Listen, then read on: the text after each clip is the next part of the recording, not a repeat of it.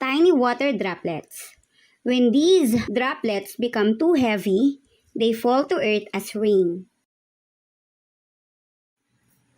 How can we stay safe during rainy weather? Safety tip number 1. Don't touch electric wires.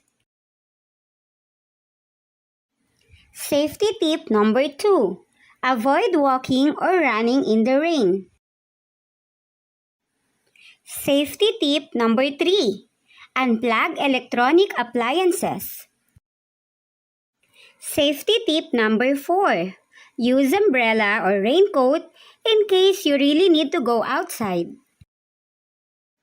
Safety tip number 5. Prepare an emergency kit.